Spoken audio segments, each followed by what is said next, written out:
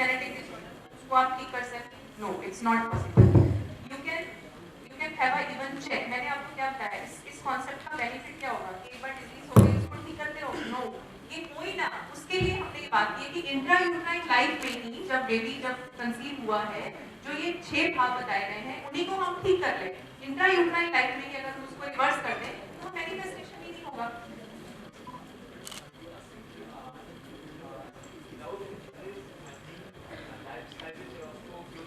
बिल्कुल कर सकते हैं उसको इंट्रायूट्राइन लाइफ में भी और अडल्टहुड में भी। अगर आपको अडल्टहुड में कोई डिजीज होती है तब भी there is a possibility of changing the expression of that gene with your diet, lifestyle, herbs and medicines.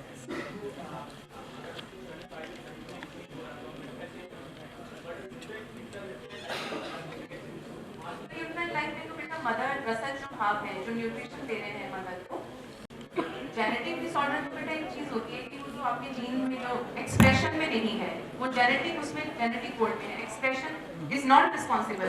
अगर उस जेनेटिक डिसऑर्डर के लिए भी जेनेटिक एक्सप्रेशन, जो जीन का एक्सप्रेशन है वो रिस्पॉन्सिबल है, then there is possibility of change the expression of that. ये तो कह रहा था मैं ट्राई पढ़ लिया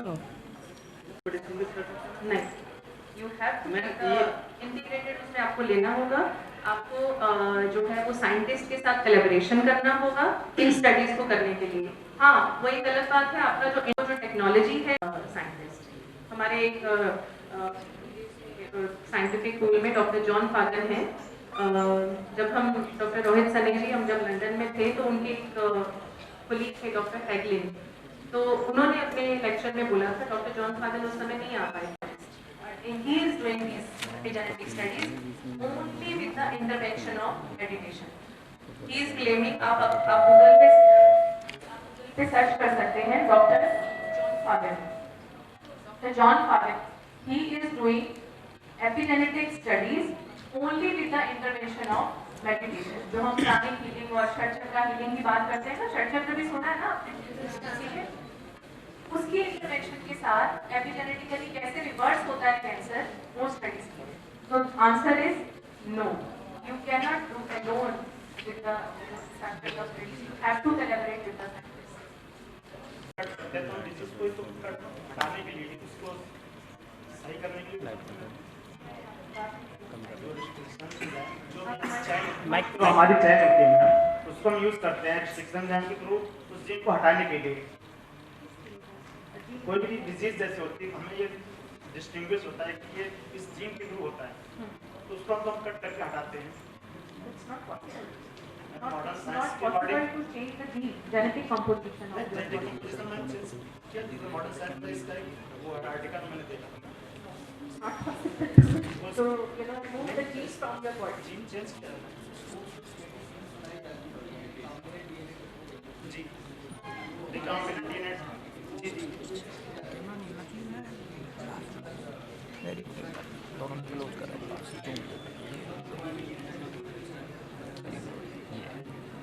पहले भी लाइट नहीं है, component in the expression of that gene, that is what the epigenetic science is. अगर कोई ऐसा आर्टिकल आपको ऐसा लगता है तो शेयर कीजिए। I would like to जब भी आपको जो आपने मतलब ये बताया कि इसको चेंज करने के लिए सही करने के लिए हम खाने पीने में और environmental changes that is only possible in the epigenome. Yes. That is called as epigenome. Phenotypic changes. Yes. That is only phenotypic changes. phenotypic changes करके हम Yes. That is the only phenotype you can change. Property or mutation is one side. That is ability, that is the other side. And ubiquity है, that is the other side. You can certainly change the ubiquity. You can certainly change the phenotype, but you cannot change the phenotype of it.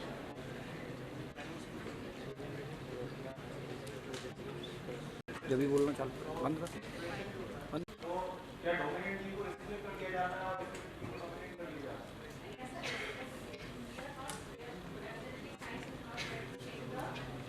Nature of the gene.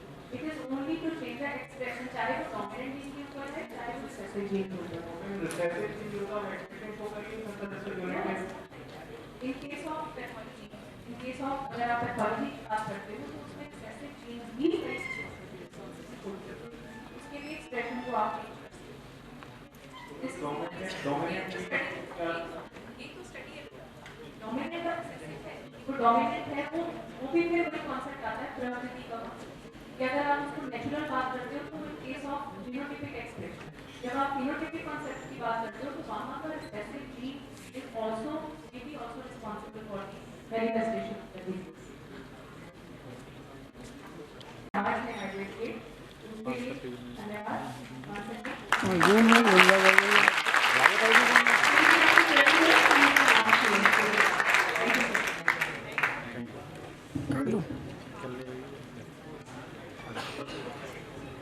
for giving your valuable insight on Vidya, health and wellness. और लोग लोग समय बदल रहा है और ना सिर्फ इतना ही है ना? निर्माण का, बल्कि महानगर संस्कृत में पले बड़े लोग पास फ्यूचर में कार्बोनेटेड शीतल पेय से अधिक लौकी का रस या करौंदे के रस को पसंद करेंगे। पूजा, क्या तुमने कभी पिया है लौकी या करौंदे का रस? बट लगता है आयुर्वेद में आने के बाद इसे बिडाई करना पड़ेगा। Now I would like to request Sadhvi Ambika ji to present flower gift and memento to Dr. Rohit Sani sir.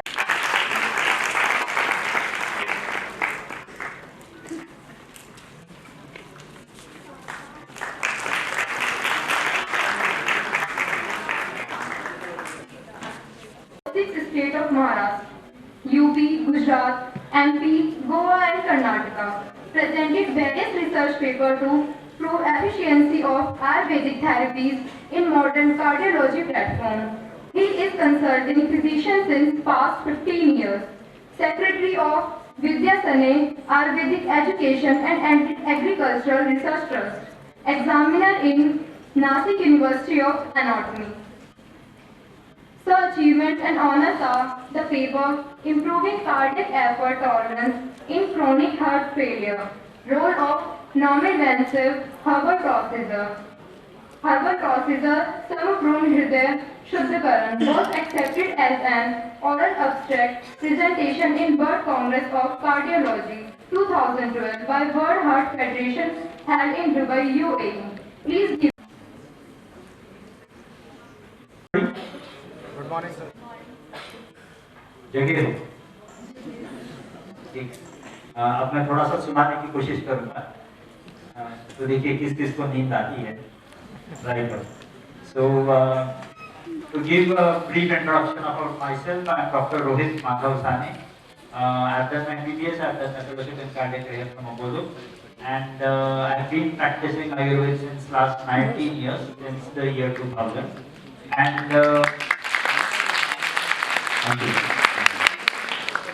और वो 19 सालों में जो मैं सीखा हूँ, जो मैं I have explored those things, वो चीजें मैं आज आपके सामने रखने की कोशिश करने वाला हूँ। अगर कुछ समझ में नहीं आता है तो you can ask me questions any time. I will be happy if at all I am able to answer your questions. So evidence based clinical cardiology की प्रैक्टिस थ्रू आयुर्वेदा, जैसे कि मैम का कहना था कि कई बार आयुर्वेद को प्रूव करने के लिए आयुर्वेद ये ऐसा शास्त्र है जो शाश्वत है, इसमें कोई दो राय नहीं, लेकिन उस शास्त्र को हमको हमेशा आगे आकर के उसको रिसर्च करने की जरूरत पड़ती है। वो अगर रिसर्च अगर हम करते हैं, कई बार ऐसा होता है कि मॉडर्न फिजिशियन जो होता है वो शायद बात करता है किसी और लैंग्वेज में, और आयुर्वेद शास्त्र की बात करता है किसी और लैंग्वेज में। बात दोनों सेम कर रहे हैं, शायद अगर दोनों एक साथ आ गए तो काफी सारे प्रॉब्लम्स आज जो भारत में है हेल्थ से रिलेटेड, वो ऐसे सॉल्व हो सकते। सॉल्व होने के लिए किसी न किसी को खुद का कदम आगे बढ़ाना पड़ेगा। वो नहीं बढ़ा रहे, हम तो बढ़ा सकते हैं। तो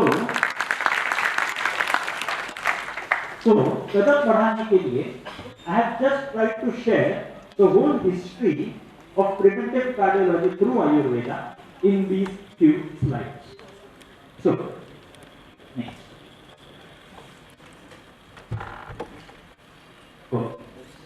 करता था, आपके सुश्रुत वाग्भट चरक वगैरह पढ़ा करता था, तो ऐसा हमेशा दिमाग में सवाल आया करता था, Ayurveda a science which is about 5,000 years old is trying to compete with a science called allopathy which is only 200 years old. Ayurveda 5,000 सालों से है, एलोपैथी सिर्फ 200 सालों से है। स्टिल अगर देखेंगे तो बाहर जाकर के अगर दुनिया को पूछते हैं कि which science is the first line of therapy for any disorder, majorly cardiac disorder, first line therapy कौन सी है, तो बोला जाता है एलोपैथी। ये हमको एक्सेप्ट करना पड़ेगा। अब सवाल ये पड़ता है कि आयुर्वेद ये शास्त्र 5,000 सालों से है और एलोपैथी ये शास्त्र सिर्फ 200 सालों से है, तो भी allopathy is the first type of therapy and Ayurveda is not. इसका कोई तो कारण होगा कि रेस में जिसने पहले दौड़ना चालू कर दिया वो आज रेस के पीछे है जिसने पीछे से दौड़ना चालू किया उसके कंपैरिजन में। तो उसके कारण जब मैंने ढूंढना शुरुआत कर दिया तो मेरी अनुसार these are the major reasons why I think Ayurveda is not the first line of therapy at present. तो अगर एक कारण अगर हम ठीक तरह से समझ लेंगे तो सबसे पहला कारण जो दिखता है वो है lack of measurable parameters. For example, समझो अगर हम किसी एलोपैथी डॉक्टर के पास जाते हैं, किसी फिजिशियन के पास जाते हैं और कहते हैं कि मुझे वीकनेस है, तो वो पहले हीमोग्लोबिन चेक करेगा। हीमोग्लोबिन चेक करने के बाद वो देखेगा ओ आपका हीमोग्लोबिन आज 9 है, आज आपका हीमोग्लोबिन 9 है, आपका हीमोग्लोबिन ये 12 या 13 होना चाहिए। तो ये जो दवाइयां हम तब तक आपकी दवाइयां चालू रखेंगे जब तक आपका हीमोग्लोबिन 13 पर नहीं पहुंच जाता, तब तक चालू करेंगे और जब से 13 पे आपका पहुंच जाता है तो we will shut down those medicines. So there were clear cut measurable parameters. लेकिन आयुर्वेद में अगर हम देखेंगे तो measuring each and every change inside the body is not yet possible. शायद अगर हम each and every improvement जो हमारे साइंस से मिलती है पेशेंट को, ये इंप्रूवमेंट अगर हम गिनना चालू कर दें किसी प्रकार से कि फॉर एग्जांपल आपके शरीर में वात जो है वात अभी 30 mm ऑफ मर्क्यूरी का है, फॉर एग्जांपल होना चाहिए था 100 mm ऑफ मर्क्यूरी।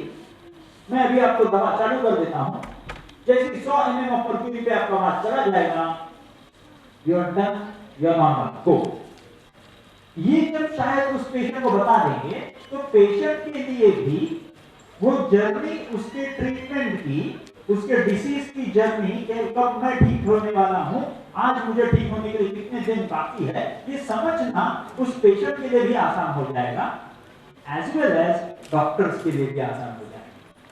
वरना दवा देने के बाद आज पेशेंट जो इम्प्रूव नहीं था कल इम्प्रूव होने वाला है, लेकिन बीच में की जर्नी अगर डॉक्टर को भी दिखाई नहीं पड़ी तो whether this medicine is working और not, understanding that only from the subjective symptoms is a bit difficult. Hence that is the first concern according to me, lack of measurable parameters, जिसकी वजह से आयुर्वेद थोड़ा सा पीछे रह गया एलोपैथी से। आप अगर देखेंगे तो जिस दिन एलोपैथी को पैथोलॉजी के साथ मिल गई, जिस दिन एलोपैथी को पैथोलॉजी का सपोर्ट मिल गया, एलोपैथी ने खुद का स्पीड जबरदस्त पकड़ लिया। जिस दिन आयुर्वेद को किसी ऐसे पैथोलॉजी नाम के चीज की मदद मिलेगी, अपनी स्पीड पकड़ के नहीं। That's the first thing according to lack of measurable parameters. Second अगर हम देखेंगे तो lack of reach। lack of reach मतलब क्या? तो जैसे अभी कहीं मैडम ने अभी कई बार ये बोला है कि कई बार हम आयुर्वेद सीखने वाले लोग आगे जाकर के एलोपैथी प्रैक्टिस करने की कोशिश करते हैं और एलोपैथी के लोग तो एलोपैथी प्रैक्टिस करते ही है, तो एलोपैथी का रीच ये दुगना हो जाता है। आयुर्वेदिक लोग भी एलोपैथी प्रैक्टिस करते हैं, एलोपैथी लोग भी एलोपैथी प्रैक्टिस करते हैं, तो एलोपैथी की रीच दुगनी चौगुनी हो जाती है। हर एक कोने नुक्कड़ पे देखोगे तो आपको एलोपैथी का शॉप, एलोपैथी की सर्विस अवेलेबल दिखेगी। लेकिन अगर समझो, अगर मुझे यहाँ पे समझो मेरा सर दर्द होना शुरुआत हो गई and because from my headache I ask you to go out and get some medicine for me, the first shop or else the first service, medical service that will be available to you is going to be allopathic service. Hence, reach of Ayurveda is not as what is expected. और ये reach ना होने की वजह से एक patient जो होता है ना, पेशेंट को एलोपैथी और आयुर्वेद में कोई फर्क नहीं दिखता। पेशेंट को इतना ही क्लियर उसका मैंडेट होता है, मुझे ठीक कर दो, एलोपैथी दो, आयुर्वेद दो, कुछ भी दो, मुझे ठीक होना है। अब ठीक होने के लिए वो जहाँ पे उसको नजदीक उसको कुछ ना कुछ तो सर्विस दिखाई पड़ती है, वहां पे वो जाने वाला है। अगर नजदीक की सर्विस उसको एलोपैथी की दिखाई पड़ी तो आयुर्वेद पीछे पड़ेगा, एलोपैथी आगे नहीं, आगे ही रहेगा। So the second takeaway from this might be maximum people out of you, if at all you start practicing Ayurveda, the reach of Ayurveda is going to increase many folds. The third thing that we can see is lack of documented research. जैसे भी मैंने बताया कि कई बार हमको researchers बनने की हमारे दिमाग में बहुत सारी इच्छाएं होती है और कभी-कभी हम उस इच्छा को दबा देते हैं, लेकिन lack of documented research is the most important reason why Ayurveda is not the first line of therapy. Like for example, समझो अगर आप गूगल पे चले जाओ और गूगल पे जाने के बाद आपने कुछ भी वहां पे हेल्थ कंडीशन पहले टाइप कर दी, तो आपको मॉडर्न साइंस की ज्ञान पहला दिखाई पड़ेगा, आयुर्वेद का नहीं दिखाई पड़ेगा। क्यों? क्योंकि गूगल के पास खुद का ज्ञान कुछ नहीं है। गूगल वही दिखाएगा तो आप लिखोगे आपके वेबसाइट पर। हमारे वेबसाइट ही इतने कम है, हमारे रिसर्च ही इतने कम है कि हम कभी उस गूगल में फर्स्ट पेज पे आने के बारे में सोच ही नहीं सकते। So the third answer is going to be publish so many researches, publish so many studies that Google will be compelled to show Ayurvedic science before it shows allopathic science. So,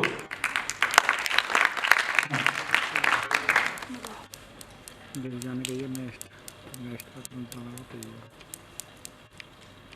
जब ये सारी चीजें हमने सोचना चालू कर दिया तो ऑब्वियसली ये सिर्फ बोल करके कुछ फायदा नहीं होने वाला, कुछ करना भी तो चाहिए। सिर्फ बोल के क्या होगा? So we took the first step to go ahead and over here as you can see, सबसे ज्यादा अगर हम देखेंगे तो cardiological deaths in our nation are the maximum. अगर हर एक चीज, हर एक व्यक्ति से हम पूछा जाए तो किसी न किसी के घर में या किसी रिलेटिव में हर एक को diabetes, blood pressure, obesity, smoking, alcohol या तो फिर हार्ट अटैक या एंजियोप्लास्टी, एंजियोग्राफी, बाईपास सर्जरी, कहीं ना कहीं किसी न किसी से किसी न किसी कारण की वजह से सुना होता है। तो ये कार्डियोलॉजिकल फील्ड जो है ये इतनी वास्ट होती चली जा रही है। WHO का कहना है कि 60% of Indians are at risk of developing heart disease, जो आगे जाकर के हार्ट पेशेंट बनने वाले हैं। और उन सारे हार्ट पेशेंट को आप लोगों की जरूरत है। जब तक आप लोग आगे नहीं आते हो तब तक वो हार्ट पेशेंट्स बचने वाले नहीं।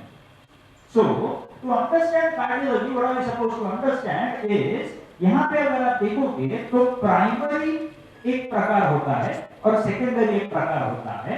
मतलब एक ऐसे होती है चीजें जिसको हम रिस्क फैक्टर बोलते हैं, और एक ऐसी चीजें होती है जो एक्चुअल डिसीज होता है। जैसे फॉर एग्जांपल आज किसको डायबिटीज है, आज किसको ब्लड प्रेशर है, आज मोटापा है, मेरी आज अल्कोहल के शिकार है, आज हम स्मोकिंग कर रहे हैं, तो ये कल जाकर के हार्ट डिसीज होने वाला है। तो आज ये सारे के सारे रिस्क फैक्टर है, कल जाकर के एक्चुअल डिसीज में हम अंदर एंटर होने वाले हैं। सो एक होता है रिस्क फैक्टर, एक होता है disease. So this you need to understand before we go on next. अगर हम इन रिस्क फैक्टर को ही कम कर दें तो डिसीज होने का सवाल ही पैदा नहीं होगा। So as we went ahead, the risk factors and the disease what we know, अभी हमने जैसे नाम दिया डायबिटीज है, ब्लड प्रेशर है, मोटापा है, ओबेसिटी है, या तो फिर स्मोकिंग, अल्कोहल, बहुत सारी चीजें हैं जिनके वजह से आपको यहाँ पे अगर इन सारी चीजों को हमने कम कर दिया तो आगे डिसीज आने की नौबत नहीं आएगी। तो this might be something called as epigenetics, जिसको हम आगे जाकर के डिसीज होने को रोकने वाले हैं। Maybe this might be again considered to that point also. Next,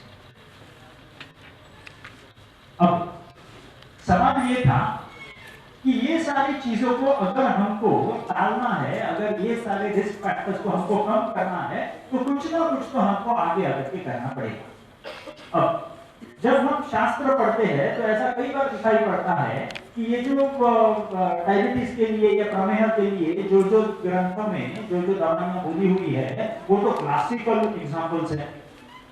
ग्रंथों में बोली होने के बावजूद हमारा विश्वास उन सारी चीजों पे उतना नहीं होता जितना एलोपैथी की दवाइयों पे होता है।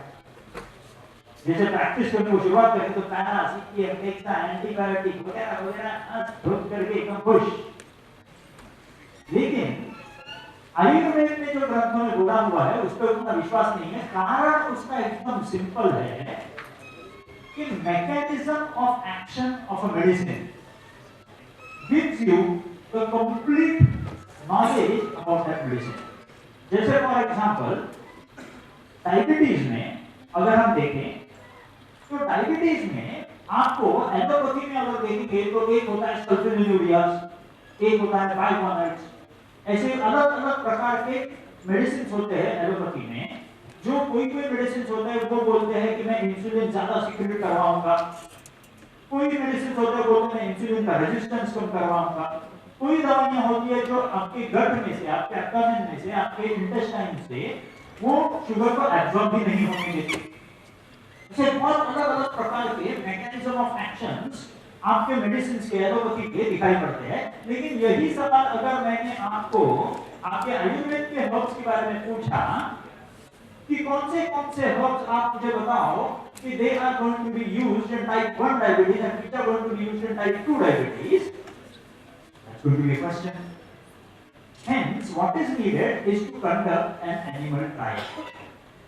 So हमने सोचा कि क्यों ना एनिमल ट्रायल करके अपने ग्रंथों में जो मेडिसिन बोले हुए हैं वो ग्रंथों में मेडिसिन को एक्सप्लोर करके एनिमल ट्रायल करके देख लिया जाए कि ये मेडिसिन का एग्जैक्ट मैकेनिज्म ऑफ एक्शन क्या है।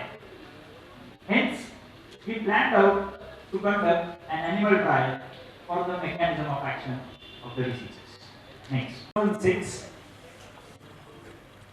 In the ग्रंथों में बोली होने के बावजूद हमारा विश्वास उन सारी चीजों पे उतना नहीं होता जितना एलोपैथी की दवाइयों पे होता है।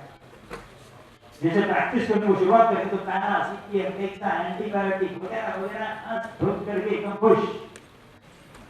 लेकिन आयुर्वेद में जो ग्रंथों में बोला हुआ है उस पर उतना विश्वास नहीं है। कारण उसका एकदम सिंपल है कि mechanism of action of a medicine gives you the complete knowledge about that medicine. जैसे फॉर एग्जांपल डायबिटीज में अगर हम देखें तो डायबिटीज में आपको एलोपैथी में अगर देखेंगे तो एक होता है सल्फोनिलुरियास, एक होता है बाइकोनेट्स, ऐसे अलग अलग प्रकार के मेडिसिन होते हैं एलोपैथी में। जो कोई मेडिसिन होते हैं वो बोलते हैं कि मैं इंसुलिन ज्यादा सिक्रीट करवाऊंगा, कोई मेडिसिन होते हैं बोलते हैं इंसुलिन का रेजिस्टेंस कम करवाऊंगा, कोई दवाइयां होती है जो आपके गट में से, आपके एब्डोमेन में से, आपके इंटेस्टाइन से वो शुगर को एब्जॉर्ब भी नहीं होने देती। ऐसे बहुत अलग अलग प्रकार के मैकेनिज्म ऑफ एक्शंस आपके मेडिसिन के, एलोपैथी के दिखाई पड़ते हैं। लेकिन यही सवाल अगर मैंने आपको आपके आयुर्वेद के हर्ब्स के बारे में पूछा कि कौन से हर्ब्स आप मुझे बताओ कि they are going to be used in type 1 diabetes and which are going to be used in type 2 diabetes, that's going to be a question. Hence, what is needed is to conduct an animal trial. So हमने सोचा कि क्यों ना animal trial करके अपने ग्रंथों में जो मेडिसिन बोले हुए हैं वो ग्रंथों में मेडिसिन को एक्सप्लोर करके एनिमल ट्रायल करके देख लिया जाए कि ये मेडिसिन का एग्जैक्ट मैकेनिज्म ऑफ एक्शन क्या है। Hence, we planned out to conduct an animal trial for the mechanism of action of the diseases. Next, 6. In the मैंने बहुत मेहनत की थी मुझे ये बताने के लिए कि तुझे पढ़ाई करनी पड़ेगी, लेकिन मैं तो आपकी तरह था, पढ़ाई का सवाल ही पैदा नहीं होता। तो उन्होंने जितनी मेहनत की थी उतना बताने के लिए, शायद मैं अगर उनका सुन लेता तो आज शायद मैं और कुछ आगे बढ़ गया होता, अगर उतने जल्दी शुरुआत कर देता तो, बट सूनर द बेटर। तो उनके ज्ञान से after he expired I entered into this whole science and started exploring each and everything. Hence the whole organization has been dedicated to him. Hence it's called as Madhav Bag, MADHAT, BAUG, because my full name is Dr. Rohit Madhav Sani, and the whole inspiration is from him. कि उन्होंने जब ये पढ़ाई करने बोली थी तब तो मैंने की नहीं, उनके जाने के बाद जबरदस्ती मुझे पढ़ाई करनी पड़ी, उसके सिवा मैं आपके सामने रह नहीं पाया। So next, first we planned to try out some herbs which might be useful in hypertension. Blood pressure जब बढ़ जाता है तो एलोपैथी में ऐसे क्लासिकल ड्रग्स होते हैं जो फॉर एग्जांपल मैंने देख लिया तो कैल्शियम चैनल ब्लॉकर्स, मतलब क्या, तो मैं फोर्स ऑफ कॉन्ट्रैक्शन, हार्ट का जो फोर्स ऑफ कॉन्ट्रैक्शन है उसी को कम कर दूंगा, हार्ट से ज्यादा खून बाहर नहीं जाने दूंगा, तो ब्लड प्रेशर बढ़ने का सवाल ही पैदा नहीं होता। ऐसा होता है कैल्शियम चैनल ब्लॉकर। वैसे ही दूसरे होते हैं बीटा ब्लॉकर्स। बीटा ब्लॉकर मतलब मैं हार्ट रेट जो होता है उस हार्ट रेट को ही कम कर दूं, तो हार्ट 72 बीट्स जो चलता है अभी, वो हाइपरटेंशन में कभी-कभी 92 बीट्स पर मिनट चलता है, तो मैंने उसको अगर 6 से 72 पे ला दिया बीटा ब्लॉकर्स दे करके, तो उसका ब्लड प्रेशर खत्म, या blood pressure drop.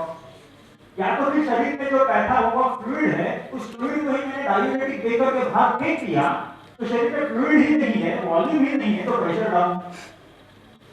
Clear cut पता है, लेकिन हमको आयुर्वेद में ऐसे कोई ड्रग्स है क्या? We don't know. Hence the thought was there in my mind. जैसे आप लोग कई सारे सवाल पूछ रहे थे, I was really happy that you people have started asking questions. जब मैं 2006-2007 में ऐसे आयुर्वेदिक कॉलेजेस में जाकर के लेक्चर्स दिया करता था, कोई सवाल नहीं पूछता। सवाल अगर नहीं पूछोगे तो that's a big blunder. So coming back, तो हाइपरटेंशन के लिए हमने ये सोचना चालू कर दिया कि कुछ ऐसे ड्रग्स हो सकते हैं आयुर्वेद में जो एसी इनहिबिटर है, जो बीटा ब्लॉकर है, जो कैल्शियम चैनल ब्लॉकर है, जो डाययूरेटिक्स है, जो वासोडाइलेटर है, ऐसे कोई हो सकता है क्या? तो हमने एनिमल ट्रायल करने की प्लान की and the results of animal trial are there in front of you. यहाँ पे अगर आप देखोगे तो हमने कई सारे ड्रग्स, कई सारे हर्ब्स को हमने काफी सारा ट्रायल करने की कोशिश की and the results are there in front of you. Many of the herbs you can see are calcium channel blockers, many of them are diuretics, many of them are vasodilators, many of them are beta blockers. So इतनी एक बात तो clear हो गई कि आयुर्वेद और allopathy अलग बात नहीं कर रहे, सिर्फ लैंग्वेज अलग है।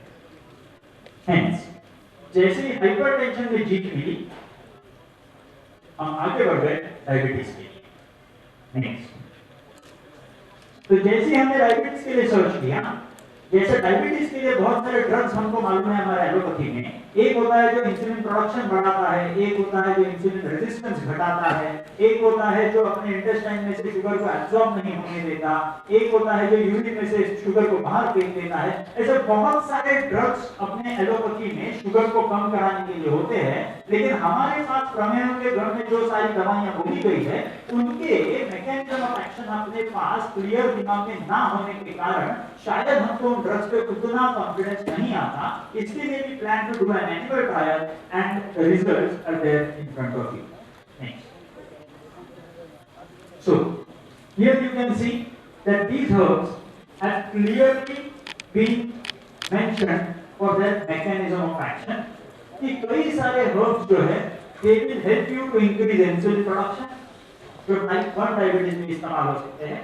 कई सारे herbs है जो इंसुलिन रेजिस्टेंस घटाएंगे, जो टाइप 2 डायबिटीज में इस्तेमाल कर सकते हैं, मतलब स्थूल प्रमेही और कृष्ण प्रमेही में आप टाइप 1 में इस्तेमाल कर सकते हैं। तो ऐसे प्रकार का अगर वर्गीकरण करते हैं तो ये अपने को अगर समझ में आ जाता है तो confidence on our own science increases many folds. तो अब जैसे हमने डायबिटीज और हाइपरटेंशन के ऊपर ये सारा रिसर्च कर दिया, अब तो मेरा पैशन जो था वो था कार्डियोलॉजी और वो था हार्ट डिजीज। रिस्क फैक्टर को कम करने के बाद हमको, जब तक हम डिसीज को हाथ नहीं लगाते तब तक मैं चुप नहीं बैठने वाला था। इसके लिए the next target that we had was the favourite topic of each and every individual outside for heart disease, that is blockages. ये ब्लॉकेजेस हमारे आयुर्वेदिक दवाइयों से कम होते हैं क्या? ये हमेशा सवाल होता है, तो जवाब तो ढूंढना ही था। So we plan to conduct the next trial that was for coronary head। जो एरोस दिखाए गए हैं उसकी अगर इंटरनली, शायद आप हिस्टोलॉजी पढ़े होंगे फर्स्ट ईयर में शायद, तो शायद को अगर शायद नहीं होगा तो ये समझ में नहीं आएगा, लेकिन हिस्टोलॉजी अगर पढ़ा होगा तो यहाँ पे क्लियर कट पता चलेगा कि अंदर की ये जो एरोस ऊपर के स्लाइड में दिखाए गए हैं, you can see the cell membrane, the पूरा लाइनिंग जो है अंदर का वो टूटा हुआ है, और जो वहां पे एरोस दिखाए गए हैं वो एरोस जो है वो है फैट के सेल्स, मतलब ब्लॉकेजेस के सेल जो उस अंदर खून के नली के अंदर जाकर के जमा हो गए, जो ऊपर के दो स्लाइड्स। मतलब हमने किया क्या था, इन एनिमल्स को हमने हाई फैट डाइट हमने खिलाया था 6 हफ्तों के लिए। तो इन एनिमल्स को, इन माइस को जब हमने 6 हफ्तों के लिए हाई फैट डाइट खिलाया तो उनके शरीर में हमने ब्लॉकेजेस निर्माण कर दिए ऊपर के दो स्लाइड्स में। अब 6 हफ्तों के लिए हाई फैट डाइट देने के बाद अब सवाल था कि अब हम आयुर्वेदिक हर्ब्स देंगे, और आयुर्वेदिक हर्ब्स देने के बाद ये चेंजेस सारे जो ब्लॉकेजेस निर्माण हो गए हैं वो रिवर्स होते हैं क्या, ये सवाल था। Hence, we gave them few herbs to these animals after feeding them high fat diet, और उसके बाद वो herbs से हमने 6 हफ्ता उनको खिलाया, और 6 हफ्ता वो herbs खिलाने के बाद नीचे के जो स्लाइड पढ़ रहे हैं वो नीचे के स्लाइड्स में अगर आप देखोगे तो cell membrane has gone intact। So what does this show? कि ऊपर के जो ब्लॉकेजेस हमने निर्माण किए थे हाई फैट डाइट लेकर के, they were reversed by your herbs which have already been mentioned in your text। So ये हिस्टोपैथोलॉजी पर ये हमने क्लियर जान करके दे दिया कि जो कोई हर्ब्स हम लोग एनिमल्स के बाद पेशेंट्स को खिलाने वाले हैं उनकी मैकेनिज्म ऑफ एक्शन क्या है, और वो समझ लेने के बाद ये काफी आसान हो गया पेशेंट्स को एडमिनिस्टर करना अपने हर्ब्स। अब सवाल ये पड़ा होगा ऐसे कौन से हर्ब्स है ये जिनके वजह से ये ब्लॉकेजेस रिवर्स हो गए हैं। तो इन हर्ब्स को कुछ मैंने पृथ्वी के बाहर से मार्स वार्स में से लाया नहीं था, लाया था अपने पृथ्वी से। So the answer is there in front of you. Next, so these herbs which are amla rasaत्मक and which are normally called as ridhya in your text, these herbs were tried out to have a look at the anti-aromatic change in those animals, और वहां दिखाई पड़ा कि अपने को blockages कम होते हुए दिखाई पड़ते हैं और अपने को अब ये क्लियर मैकेनिज्म ऑफ एक्शन अब हो गया कि आगे हम जा सकते हैं पेशेंट्स में। Hence we came up with a whole chain of about more than existing, अभी का अगर काम देखोगे तो 216 क्लिनिक्स, 216 आयुर्वेदिक क्लिनिक्स पूरे भारत में, Maharashtra, Madhya Pradesh, Uttar Pradesh, Goa, Karnataka, Gujarat, and all these states have BMS Ayurvedic doctors like you who get trained with us and start handling those heart patients, those diabetic patients, those hypertensive patients, and reverse their diseases using your Ayurvedic treatment itself. हमारे बंदे I said, okay, तो ये बताया let's take up the challenge. तो हमने ये पहली study जो हमने कंडक्ट की थी, वो थी आयुर्वेदिक पंचकर्म प्रोसीजर फॉर संपूर्ण हृदय शुद्धिकरण थेरेपी। और ये संपूर्ण हृदय शुद्धिकरण थेरेपी हमने जो ट्रायल आउट की थी उसके बारे में मैं अभी 1-2 मिनट में बताने की कोशिश करूंगा। ये जो संपूर्ण हृदय शुद्धिकरण थेरेपी है, ये थेरेपी हमने कॉइन की थी एक ऐसे हार्ट के डिसऑर्डर पे जिसको हम बोलते हैं या एलोपैथी में बोला जाता है क्रॉनिक हार्ट फेलियर। मतलब क्या, तो कई सारे पेशेंट्स, कई सारे आपके रिलेटिव्स होंगे जिनको चलते वक्त, सीढ़ियां चढ़ते वक्त, दौड़ते वक्त हांफना पड़ता है, ब्रेथलेसनेस होता है, थोड़ा सा डिस्टेंस भी नहीं चल पाते हैं, सीढ़ियां चढ़ते वक्त उनको रुकना पड़ेगा। ऐसे सारे जो पेशेंट्स होते हैं, ये सारे पेशेंट्स होते हैं क्रॉनिक हार्ट फेलियर में, जिनका हार्ट धीरे धीरे अभी कम पावरफुल होते चला जा रहा है and sooner or later the patient is going to get crippled and he will not be able to walk for longer distance because of chest congestion.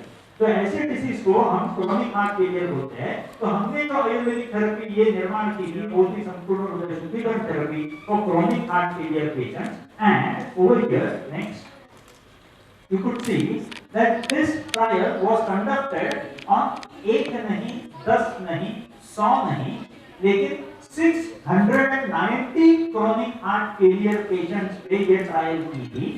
तो 690 पेशेंट पे ये ट्रायल करने के बाद हमको दिखाई पड़ा था कि this therapy is absolutely effective in reducing down the incidence of chronic heart failure in those patients। और ये जो ट्रायल थी, this trial was first time published. Next, this trial was first time published in the world's biggest ever allopathic cardiology platform journal named Lancet.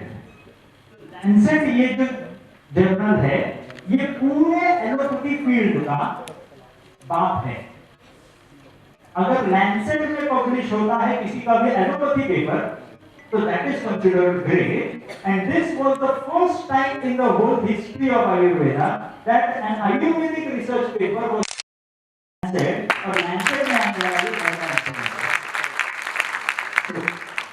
ये journal हमने जब वहां पे publish करके हमने जाकर के वहां एक्सप्लेन किया कि ऐसे ऐसी ट्रीटमेंट हमने की है। तो नेक्स्ट, जब हमने ये सारी ट्रीटमेंट हमने की है, हमने जाकर के वहां पे प्रेजेंट करने की कोशिश की, तो ऑब्वियसली वहां पे बहुत सारे ज्ञानी लोग बैठे हुए थे और ऐसे ही कुछ ज्ञानी लोगों ने वहां पे उस पेपर को पब्लिश करने के बाद, प्रेजेंट करने के बाद उन्होंने बहुत ही सिंपल सवाल निकाले। और सवाल जो है, this is clearly in front of you, कि सबसे पहले तो ये जो आपने ट्रायल पब्लिश की थी वो रिट्रोस्पेक्टिव थी। रिट्रोस्पेक्टिव का मतलब क्या कि पेशेंट सब सारे ठीक हो जाने के बाद आपने उसका रिसर्च पेपर बनाया। तो उनका सवाल शायद ये था कि आपने उन्हीं लोगों का पेपर बनाया होगा जो इंप्रूव हुए हैं, इंप्रूव जो नहीं हुए हैं उनको उसमें से डिलीट किया होगा और आपने लिखा होगा कि आपकी ट्रीटमेंट बहुत इफेक्टिव है। ये उनका पहला सवाल था।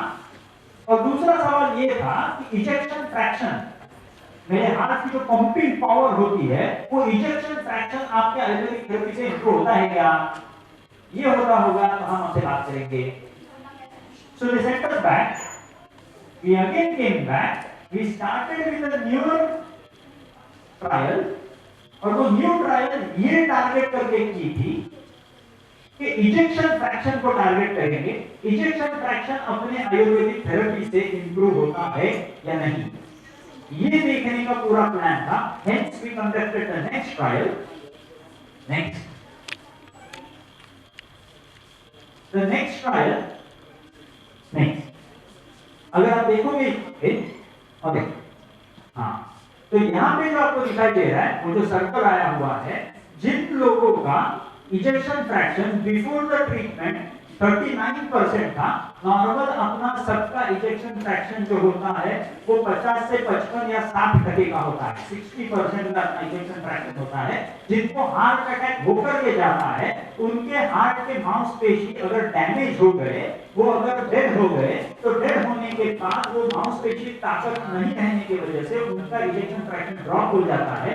तो ऐसे पेशेंट जिनको इजेक्शन फ्रैक्शन कम हो गया था, where the ejection fraction was only 39% before the therapy, after your Ayurvedic therapy, 39% of ejection fraction improved to an ejection fraction of 45%. So 6 to 7% का ejection fraction हमको दिखाई दिया बढ़ता हुआ through the Ayurvedic therapy, and this paper was published in World Cardiology Congress. दुनिया का allopathy का cardiology का सबसे बड़ा प्लेटफॉर्म जो अमेरिकन हार्ट एसोसिएशन ने फिक्स किया हुआ है, ऐसे प्लेटफॉर्म पे हमने ये जब पीछे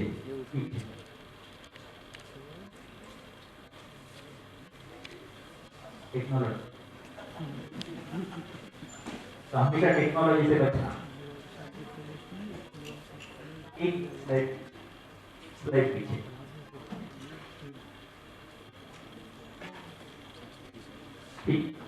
ये जो जर्नल हमने पब्लिश किया था, this was published in World Cardiology Congress at Australia Melbourne, जहां पे कई सारे कार्डियोलॉजिस्ट को ही सिर्फ आने का मौका मिलता है, आयुर्वेद को वहां पे बोला भी नहीं जाता।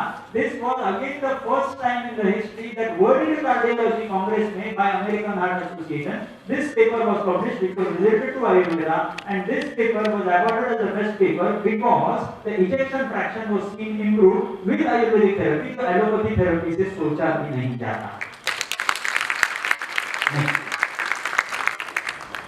नहीं। अब जब हमने वहां पे वो रिसर्च पेपर पब्लिश किया, हमने जब वहां पे प्रेजेंट किया, तो उनके फिर से बहुत ज्ञानी लोग वहां पे बैठे हुए थे। वो ज्ञानी लोगों ने फिर से उसमें कुछ ना कुछ तो प्रॉब्लम तो उनको ढूंढना है, क्योंकि ज्ञानी उन्हीं को बोला जाता है जो सॉल्यूशन में प्रॉब्लम ढूंढते हैं। तो उन्होंने प्रॉब्लम ढूंढ के निकाला, तो problem was with over here. उन्होंने बताया कि ये तो जो स्टडी हमने की है ये नॉन रैंडमाइज्ड है और इसमें कोई कंट्रोल ग्रुप नहीं है। अब कंट्रोल ग्रुप नहीं है मतलब क्या कहना था उनका? तो उनका कहना ये था कि ये ट्रीटमेंट देने से ये पेशेंट्स इंप्रूव हुए हैं, ये तो हमको दिखाई पड़ रहा है कि आपके आयुर्वेदिक थेरेपी से ये पेशेंट इंप्रूव हो रहे हैं, ये तो हमको दिखाई दे रहा है। लेकिन उनको ये जानना था कि based on what would you like to present this, that कि ये ट्रीटमेंट अगर ना देते तो ये पेशेंट खुद को खुद इंप्रूव नहीं होते, ये कैसे प्रूव कर सकते हो? मेरे लिए भी सवाल था क्या हमने दिस ट्रीटमेंट। तो जब पीछे वापस भारत में आया तो when I started studying about it, I understood there is a technique in the clinical research which is called as randomized controlled trial, जिसमें पेशेंट के दो ग्रुप होते हैं। एक ग्रुप को ये तुम्हारी ट्रीटमेंट दी जाती है और दूसरे ग्रुप को ये ट्रीटमेंट दी नहीं जाती है। Improvement of this treatment will be compared in these two groups after the stipulated period of time, कि ये ग्रुप को हमने ट्रीटमेंट दी थी तो इसमें इतनी इंप्रूवमेंट मिली, ये ग्रुप में हमने ट्रीटमेंट नहीं दी थी तो इसमें इतनी इंप्रूवमेंट मिली। दोनों के इंप्रूवमेंट को जब हम मॉनिटर करते हैं, जब हम कंपेयर करते हैं या नहीं। Hence, we planned to conduct this controlled trial. Next. The randomized controlled trial that we planned to was very simple. हमने क्या किया था, दो ग्रुप्स बनाए। एक ग्रुप जो था वो था ऐसा ग्रुप जिनको आयुर्वेदिक थेरेपी दी जाएगी, और एक ग्रुप ऐसा था जिनको आयुर्वेदिक थेरेपी नहीं दी जाएगी। जब हम एथिकल कमेटी के पास गए परमिशन मांगने के लिए, तो एथिकल कमेटी ने आयुर्वेदिक ट्रायल है बोल करके हटा दिया। बोले कि you are not suppose to touch heart patient at all, हम परमिशन आपको नहीं देंगे। जब हमने फिर से वहां पे अप्लाई करने की कोशिश की तो एथिकल कमेटी ने बोला ओके, अगर आपको करना है तो हमारे few रूल्स है, वो रूल्स में आपको बैठ के अगर करने को आपको जमा तो डू इट और else leave it. When we understood the rules were very simple। उनका कहना ये था कि ये जो कोई भी आपकी थेरेपी है ये आपके लोग नहीं करेंगे, ये कार्डियोलॉजिस्ट करेंगे। ये जो थेरेपी है, द सेकंड रूल वाज कि ये जो थेरेपी है जो आपके सेंटर में नहीं होगा वो कार्डियोलॉजिस्ट के कैथ लैब में होगा। थर्ड रूल था कि ये जो सारी ट्रीटमेंट करनी है ये सारे पेशेंट्स को आप कभी भी नहीं मिलेंगे। चौथा उनका रूल था कि ये जो थेरेपी करनी है उसमें एलोपैथी की दवाइयां बिल्कुल बंद नहीं करेंगे। तो रूल की लिस्ट तो बढ़ती चली जा रही थी, लेकिन वी हैड नो ऑप्शन, क्योंकि हमको उनके लैंग्वेज में ये प्रूव करके देना है। तो फिलहाल तो सर झुकाना पड़ेगा, ये तो प्लान करके आगे चले थे। तो जैसे आगे गए हमने उनके सारे के सारे रूल्स हमने एक्सेप्ट कर लिए। The trial design was very simple, there was arm A and arm B.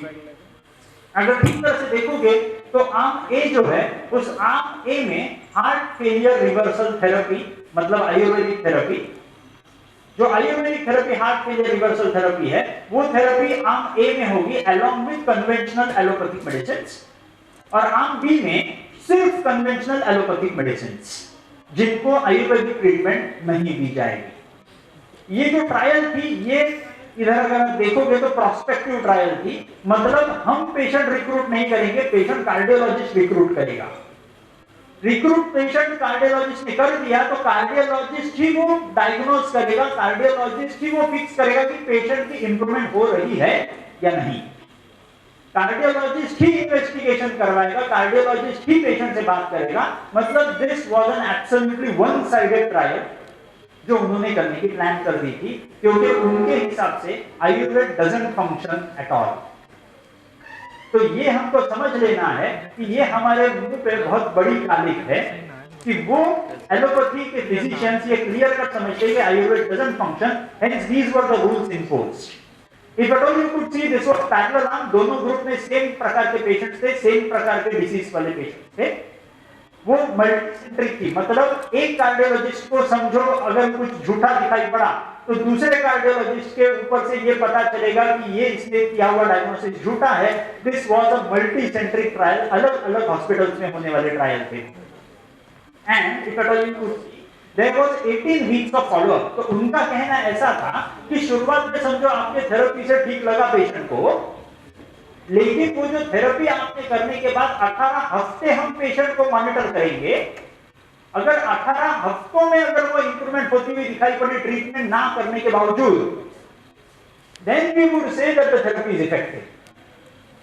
So इतने अंदर बना करके रखे हुए थे, तो वो सारे रूल्स पे बैठ करके हमको आगे जाना था।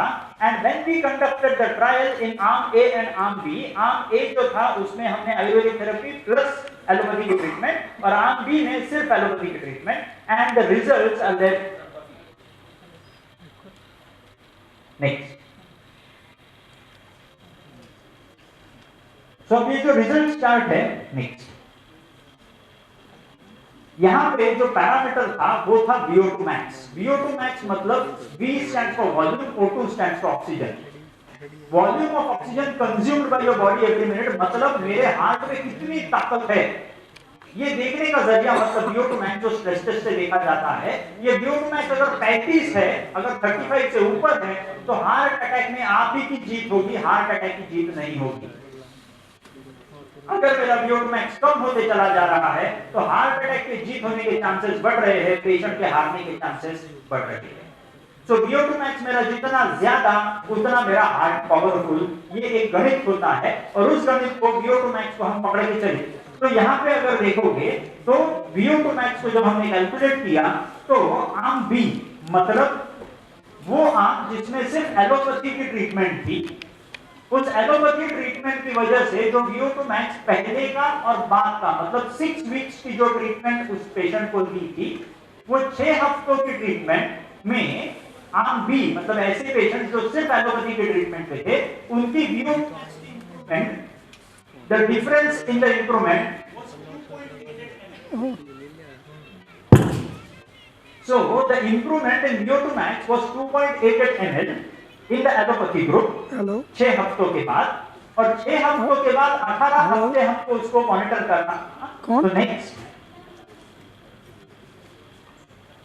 18 हफ्तों के बाद जो हमको दिखाई पड़ा, तो एलोपैथी ट्रीटमेंट जिन्होंने ली थी, जिनकी इंप्रूवमेंट 2.88 की थी, वो 18 हफ्तों के बाद वो इंप्रूवमेंट हो गई 4.98 ml VO2 max की। मतलब अगर शुरुआत में पेशेंट ट्रीटमेंट के लिए शुरुआत की थी, वो अगर 15 के VO2 max के लिए शुरुआत की थी उसने ट्रीटमेंट की, तो 15 से एलोपैथी की ट्रीटमेंट से उसका VO2 max बढ़ा था, 15 से हो गया था 17, एंड आफ्टर 18 वीक्स वो 15 से हो गया था 19। ये था एलोपैथी की ट्रीटमेंट का इंप्रूवमेंट। अब बारी थी अपने आयुर्वेद के ट्रीटमेंट की। So the results are there in front of you. जो इंप्रूवमेंट अपने को एलोपैथी की ट्रीटमेंट से 2.88 ml की इंप्रूवमेंट मिली थी एलोपैथी के ट्रीटमेंट से, आयुर्वेद ट्रीटमेंट से 8.36 ml की इंप्रूवमेंट अपने को मिली थी। और अब 6 हफ्तों के बाद ट्रीटमेंट बंद कर दी है और कुछ भी करने को नहीं दिया उस पेशेंट को, कोई ट्रीटमेंट नहीं चालू थी उसको आयुर्वेद की, एलोपैथी की ट्रीटमेंट जैसी थी वैसी चालू रखी थी। तो 18 हफ्तों के बाद वो ट्रीटमेंट का इफेक्ट कम होना था क्योंकि कुछ ट्रीटमेंट ही नहीं की है, लेकिन 18 हफ्तों के बाद जब देखा गया तो नेक्स्ट आपको दिखाई पड़ेगा कि the improvement of 8.36 next went to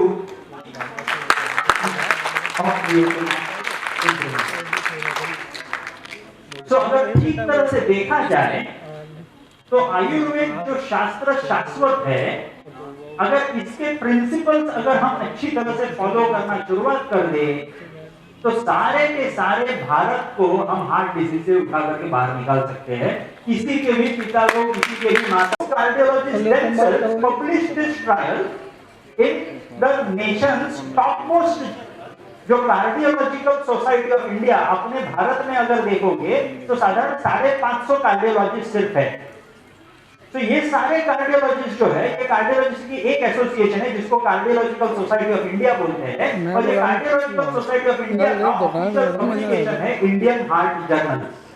तो इस इंडियन हार्ट जर्नल में ये पेपर पब्लिश हुआ था कि Ayurvedic treatment is the best effective treatment for chronic heart failure, better than allopathy. Allopathy के ही जर्नल में वो पब्लिश करा के था इंडिया।